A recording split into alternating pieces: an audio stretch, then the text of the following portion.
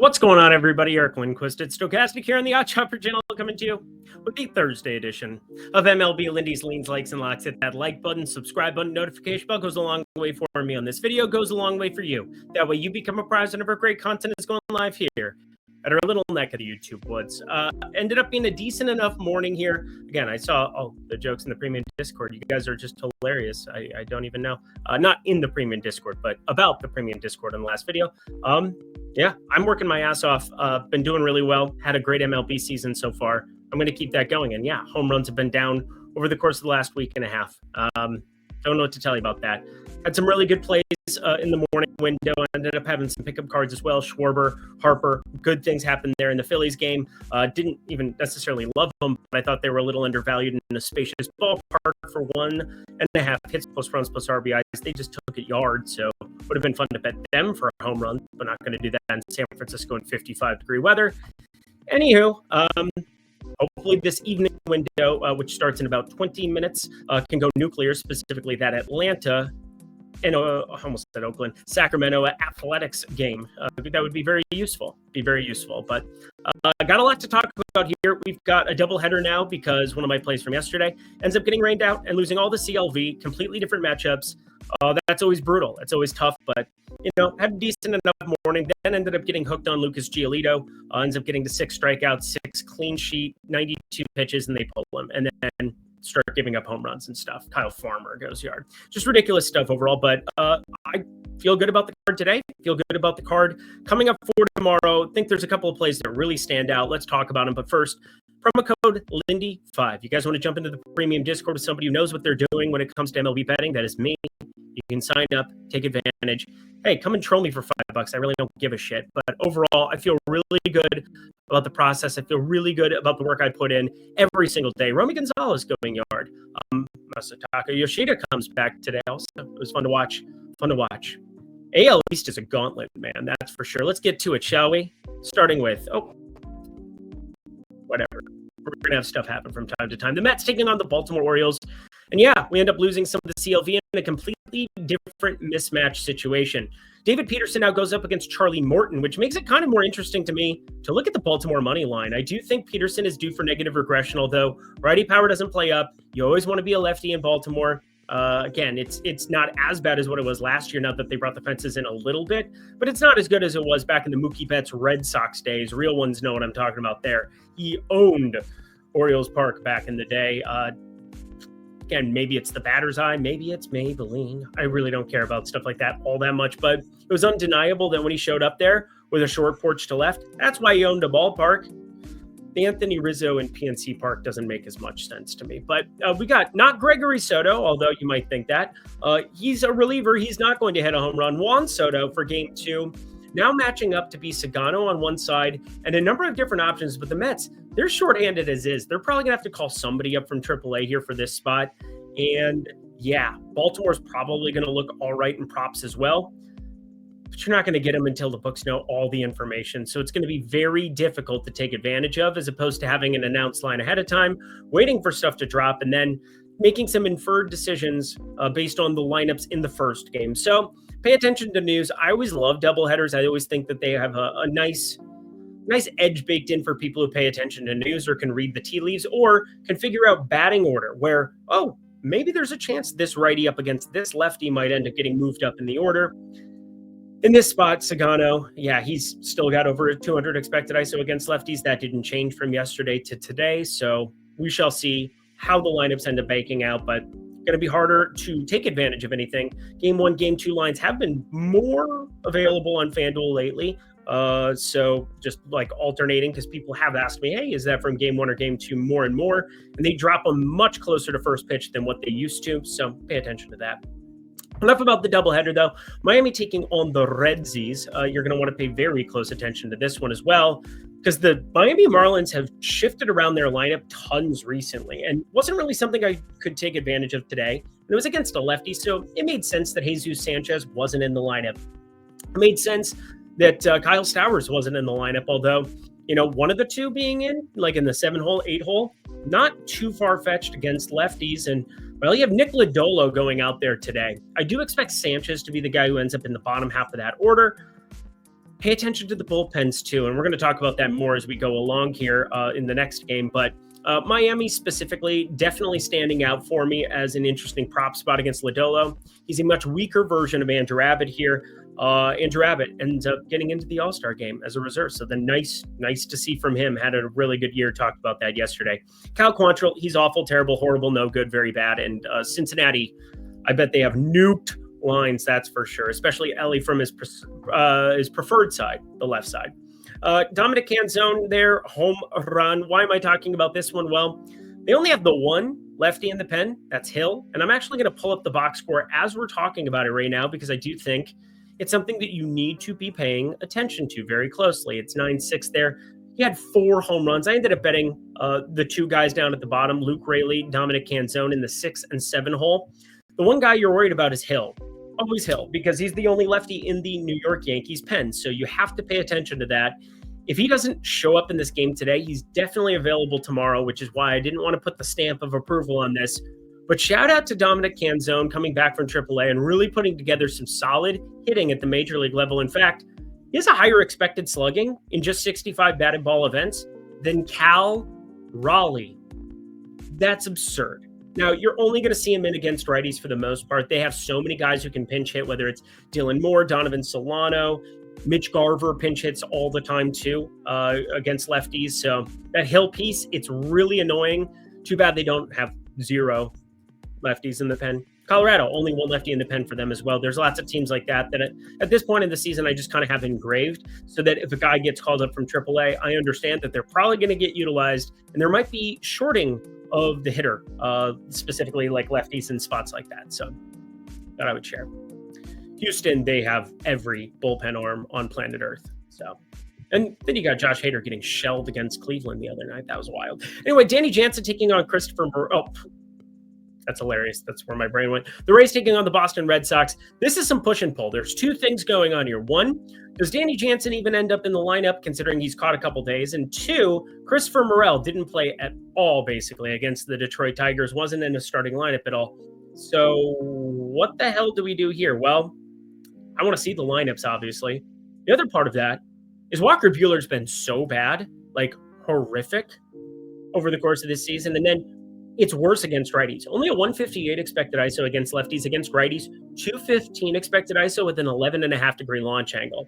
Now, the launch angle is very important because if it's not like Oppo Taco for a guy like Yandy Diaz, it's going to be a lot harder for him to hit a pole over the green monster because he just launches it into the middle of it. Now, doubles, probably intriguing proposition. Probably intriguing. But Jansen and Morel are the 2 guys who could be undervalued and really launch the ball into the midnight sky, or the it'll be closer, not midnight, 7 p.m. sky, 8 p.m. sky, 8:30 p.m. sky. Whatever. I also screwed this up because there's only empty box, LOL. We got Stephen Kwan over 1.5 hits plus runs plus RBIs. Cleveland gets out of Houston, where I think they had some fun. I think they rather enjoyed themselves, got back on track. They're up 2-0 right now, top of the 6th. Recording right now around 9:35 p.m. Eastern time, 6:35 Pacific. So just wanted to throw it out there. Stephen Kwan, stop looking at me, Kwan. 1.5 hits plus runs plus RBIs. Why him? Well, it's kind of been silent here so far for this Cleveland Guardians team, but the numbers don't change in terms of expected numbers. Still has a 282 expected batting average, only an 8.7% K rate, but then just a 7.9% walk rate. One of my favorite guys to fire up purely because you're probably getting the hit in conjunction with an RBI or the hit in conjunction with a run so many times, especially if Angel Martinez can be doing what he's been doing there. Again, it helps to have a short porch there in Houston over the course of that series. But definitely somebody that I'm interested in firing up against Jonathan Cannon. I think most people find I want to hear the cannon. He's not very good. Michael Soroka, K-Ladder. This one's intriguing purely because he has made us a lot of money. He's been a sneaky arm over the course of the season. The Atlanta castoff has found ways to increase strikeouts in just a crazy way. And it's pretty noticeable, just the changeup. The changeup's much better. The sinker has been decent, but four-seamer, he's just peppering fastballs, getting ahead in counts, and then mixing in changeups. Don't know if that works as well, and I do want to see the lineup tomorrow because Nolan Arenado ended up back on Wednesday, which is why you're not getting the stamp of approval on Soroka here, but I think it's a very intriguing thing to talk about. And as for St. Louis on the other side, Miles Michaelis is awful, terrible, horrible, no good, very bad. Yeah, you're going to want to look at James Wood and a CJ Abrams and a decent enough. Weather's not as good, not as hot and humid as you'd want it to be there down in St. Louis, where there's just smoke and F all day. Okay. Arizona taking on San Diego to round out our lean portion. Empty box, LOL one more time. But San Diego, you got Rodriguez and Vasquez. Rodriguez is coming off of getting eviscerated against Kansas City. That was wild to watch. I had the over of his outs. Guess what? It didn't cash. But San Diego on the other side, you've definitely got Randy Vasquez, and he has made a deal with the devil because his advanced numbers are awful. 379 xWOBA, 12.5% K rate, 10.7% walk rate, 1.36 whip is even just a surface number, and yet a sub 4 ERA next to a 5.78 expected ERA. What? Make it stop, please. Somebody make it stop. Over 8.5. I already have like an over and probably another perspective over on the card for tomorrow. So we're going to keep it off for now. But Lindy 5 friends, if you guys want to jump in that Discord, just $5. I'd love to see you there. To the picks we go. Likes time. Hit that like button, subscribe button, notification bell as we talk Cubbies against the Twinkies. And yeah, my Twins, they've had some weird things. Weird things. Oh, hang on one second. Gotta send this message. Alrighty, there we are. Back to the Cubbies in Minnesota. Let's break this one down. And you got some advantageous hitting weather. It's just been hot and humid up in Minnesota here recently. My family complains all the time. They're in South Dakota, but it's like 3.5 hour drive, and they're up there all the freaking time. So there you go. Chris Paddock, Colin Ray, Mr. Colin, 488 expected slugging for him, 464 expected slugging for Chris Paddock. Now, Chris Paddock is coming off of, I would call it an outlier pitching performance. He looked great against the Tampa Bay Rays. Like, legitimately very good. Made one mistake, gave up a shot, 2 earned runs total, but only two earned runs in general, 5 hits that he ended up allowing in 5 innings, 5 strikeouts to go with it. That's what you're looking for from Chris Paddock. Now you're going to go up against a team that doesn't strike out and has power from the left side, and Chris Paddock is not going to be able to hold. As for Colin Ray, this is the guy who needs to get replaced. If the Cubbies want to be serious, and they're not serious people, you need to get rid of Colin Ray and not have him be a starter on this team. Heard Joe Ryan's available now. That makes me shouldn't waste away in Margaritaville, also known as Minneapolis at the moment. But I think runs are in store. 9.5's a big total. Not what you generally see here in Target Field, but I think there's very good reason that we should be on the over. Both lineups. I mean, the Twins starting to put some stuff together, starting to string it together, and amazing spot for both of these lineups. The Atlanta Braves taking on the Oakland Athletics. Hopefully by the time you hear this, you're happy with me. Lots of guys hit home runs. Hey, James Wood just hit a home run. That went far. 440. What did they say? The announcer just said 433? Yeah, always watching. Always working. Oh, I have an Apple Pencil. What do you do?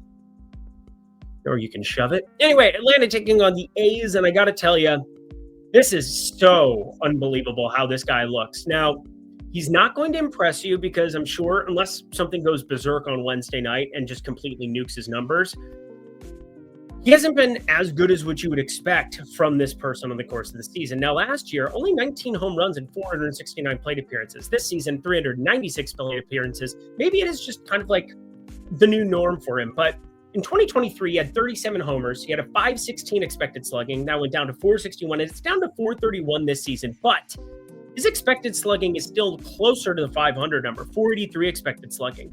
I think positive regression. I think it's been very unlucky to start the season for Austin Riley. I think it's been pretty unlucky if you're an Atlanta Braves fan in general. Matt Olson, great hard hit data. Drake Baldwin. Where are my Team America fans at? He's been amazing. Marcell Ozuna, he's had amazing numbers, although the last week and a half, 2 weeks have not been kind to him, and that's why you see a demotion in the order. That's why you want to be sensitive. I'm sensitive to like recent data purely because of lineup order. We could get into that on a different date, but on this date, I really don't want to be going to many A's, even in an advantageous ballpark. With Spencer Strider out there, I might entertain a lefty or two. I might dabble, but as of right now, not looking at going nuts the way that I did here on Wednesday night. I want Austin Riley home run, and I have a question mark on the 2 home run. I legitimately think as long as he's still in the top 4, there's no reason not to think he's going to be up there.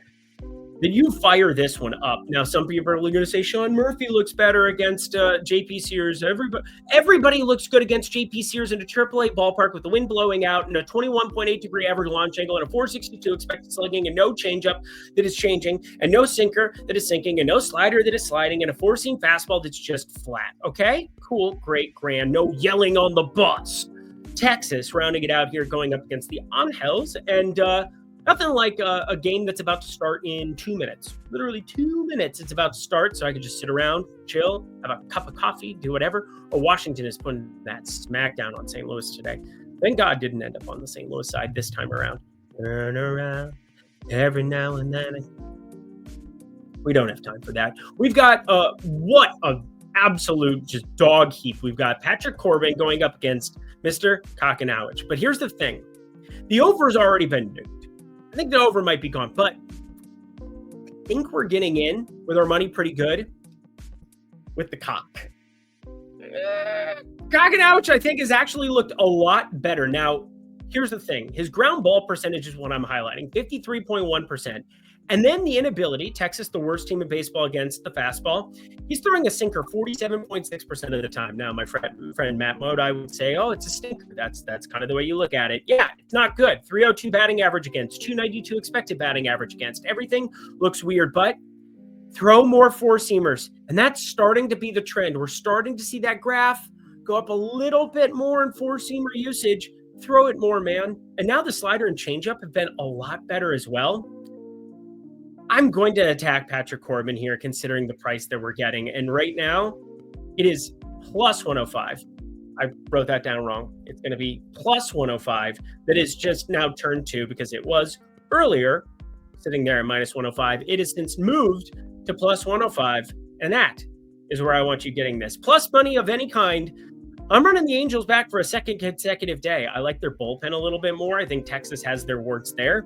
I think Texas's righties have just been brutal, and I think Kakanowicz can do just enough to keep us alive, keep us afloat, and God forbid, I might be looking at this total. I talked about that on the onset. That is the spot I was alluding to, but it got nuked already. Anyway, we've got ourselves Lindy $5 for your first week to jump in. That has not gone anywhere. Would love to see you guys in that premium Discord. That's really all I have for you today. And that does it for another edition of MLB Lindy's Leans, Likes, and Locks. Head to the comment section below. Let me know your favorite plays that exist on the board for you here. I'm going to keep grinding, keep putting in that work, Devin. Don't give up.